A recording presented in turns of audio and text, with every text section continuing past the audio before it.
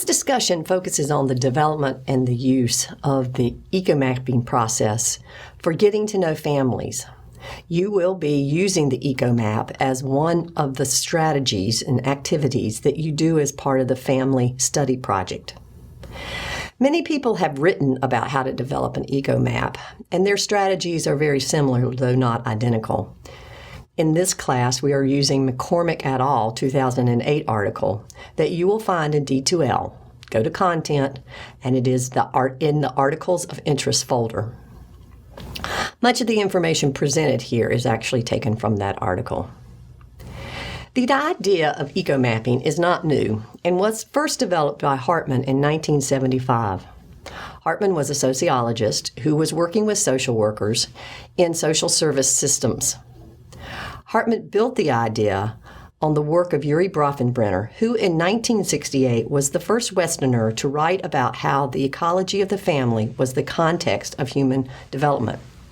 As you will read in Bronfenbrenner's 1968 article where he details his ecological theory, the essence is that external influences, such things as violence levels in the community, quality of the school system, local, state, and federal laws, affect the capacity of families to foster the healthy development of their children. Hartman was not trying to develop a map that documented the influences of all of Bronfenbrenner's levels. Hartman's goal for the EcoMap was to help the professional and family better understand what the family's resources were and where there might be needs. Hartman understood that the ability to support the development of children was influenced by factors beyond just the parent-child interaction. Simply stated, an EcoMap is a graphic representation or visualization of the family and their linkages to the larger social system that they're involved in. Ecomaps have been used in multiple ways, though originally developed as a thinking tool to help the professional understand what resources were available when first working with a family. Practitioners quickly learned that this tool could have many other usages. One of the important realizations was that the completion of the tool with the family could foster collaboration and help build a relationship with the families. This is the reason why we use the EcoMap in the family project. Simply stated, a professional cannot complete the map with any accuracy without talking to the family, and this puts the family in the driver's seat. The act of asking families about who helps them and allowing them to make substantial contributions to the conversation makes it easier to build a relationship. It also allows them to be intentional, to think about who they really are connected to and how those people support them and their child. Frequently, after completing a map, families report that they didn't realize how many people they had in their network. And often they comment on how easy it is to see all the people when it's presented in a visual format. Professionals sometimes use an EcoMap in intervention situations to evaluate whether or not there have been changes in family supports over time, but that's not what we're going to do here. In summary, professionals use the EcoMap to establish rapport with families, to learn more about the perceptions of families in an initial meeting, to organize information and facts, and in some cases to set goals and monitor progress. Specifically, the EcoMap provides opportunities to visually represent the family's perspective of the presence or absence and the nature and strength of their linkages to friends, co-workers, religious institutions, schools, social services, community organizations, recreational activities, healthcare networks, legal systems, volunteer and advocacy organizations. In the McCormick et al. Article, she writes about the process of developing the EcoMap, and on page 23, she shows what a completed map looks like. As I mentioned at the beginning, this is one of the activities that you must complete as part of the family study project, is to do an EcoMap with the family. In order to prepare you to do this with families, I want you to complete a practice EcoMap with a family member or friend and write a short two-page summary of what you've learned. Very few families know what an EcoMap is or how to do it. Your completion of the practice EcoMap will help you explain the process to families. So now I'm going to walk you through quickly the process of developing a map. This information is also found in the McCormick article, and there is much more detail there. So to start this activity with the family, you begin by using a formal conversational approach to explaining what the EcoMap is and how the process works. You can start by talking about who will draw the map. You can draw the map, or you can let the family members draw the map. Start by putting a circle in the middle of the map, and with the child's name. The child is the focus of the conversation.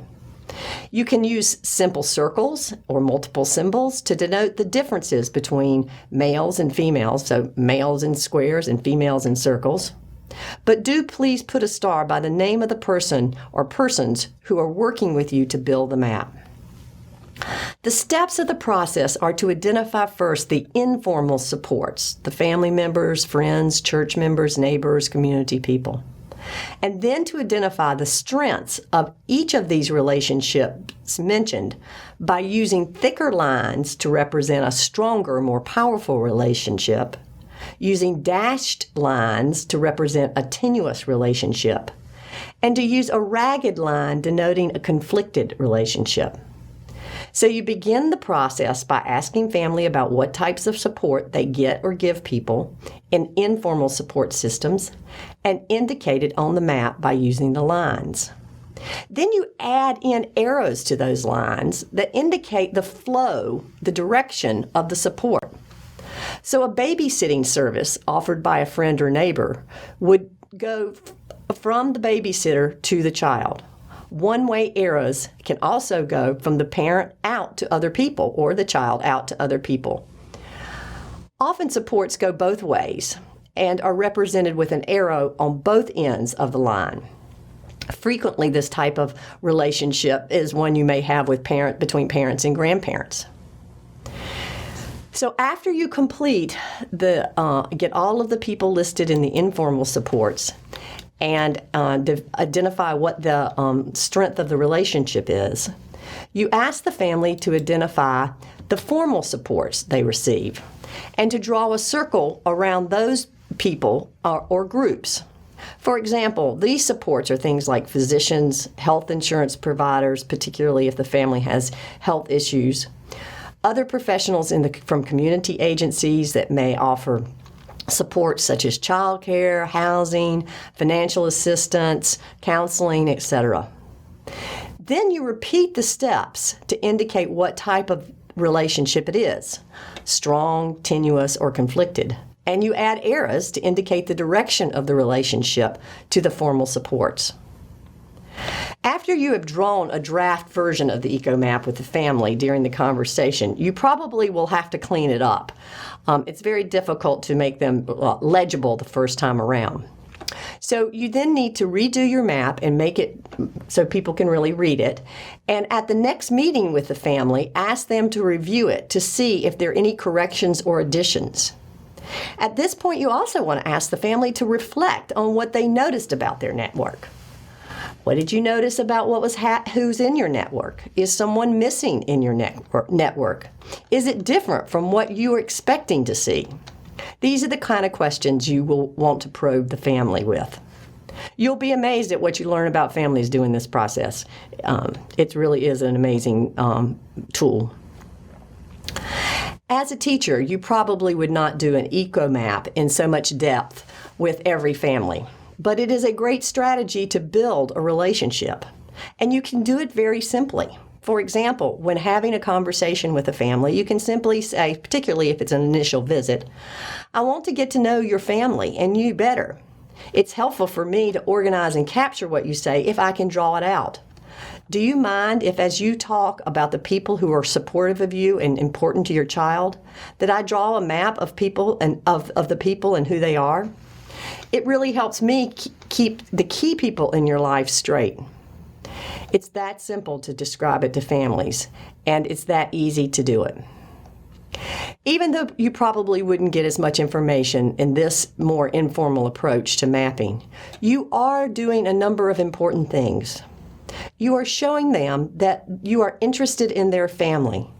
You are letting the parent take the lead and talk about the things she or he knows best. You are learning things about what is important to them culturally and socially. You're capturing information that will help you remember the specifics of each family. This video is just a quick overview of the process. You will learn more from the article, but if you have questions about eco mapping, please let me know.